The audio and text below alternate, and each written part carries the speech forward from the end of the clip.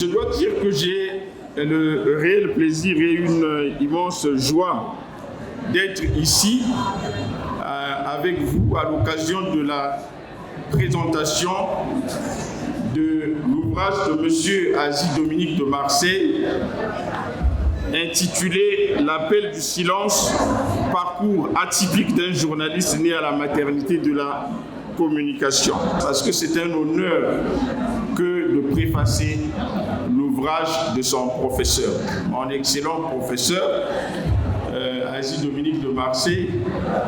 Je trouve ici l'occasion donc de vous remercier et de façon renforcée, peut-être en lettres majuscules, parce que vous avez inoculé en moi les armes nécessaires qui m'ont permis par la suite de faire poursuivre des études de droit et de sciences politiques, et je vous en remercie. Plus tard encore, puisque je me suis retrouvé à Bordeaux à l'occasion d'un colloque scientifique que je devais présider, j'étais accompagné par mon professeur Aziz Dominique de Marseille, puisque le colloque portait sur les sanctions ciblées du Conseil de sécurité des Nations Unies, et lui, s'intéressant dans sa vocation de journaliste d'investigation, a bien voulu me suivre sur Bordeaux pour voir ce que le droit pense, notamment des questions liées au bien mal acquis, aux commissions d'infraction de masse. Et je dois dire que j'étais impressionné par la dimension et la densité du savoir de M. Aziz Dominique de Marseille, qui, au milieu d'un parterre de professeurs, d'éminents professeurs de droit international, a fait des interventions qui ont fini par convaincre tout le monde que l'Afrique, de manière générale, et particulièrement le Congo, avait comme ça des journalistes aux connaissances multidimensionnelles. Encore une fois, mes félicitations.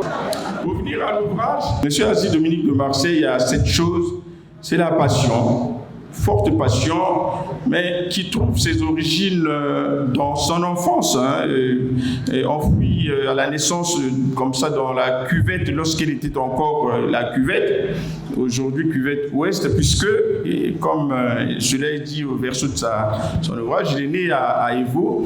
Il montre un peu que l'homme est façonné par les circonstances de son histoire. Et il y a une confirmation, puisqu'il dit que déjà au collège et un peu plus tard au lycée, il participait au journal, aux différents journaux de son école, et donc ça montre bien cette envie.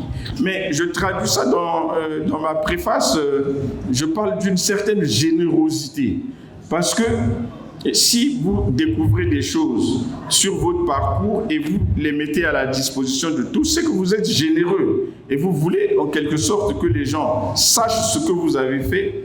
Et là, de ce point de vue, nous pouvons être d'accord pour lui dire tous un grand merci, parce que il n'a pas voulu pratiquer la science du féticheur. Le féticheur, c'est celui qui a une certaine science, mais qui meurt et part avec, sans laisser trace, sans que ses successeurs puissent en savoir autant.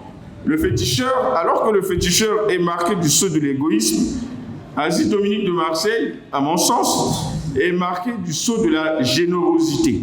Néanmoins, je constate tout de même que cette générosité, dans la formulation du titre, l'intitulé de son ouvrage, couvre de façon très imparfaite une sorte de paradoxe, puisque c'est l'appel du silence. Je me suis posé la question de savoir comment le silence peut-il avoir un appel. Ça veut dire que le silence est quelque part un silence dans le bruit.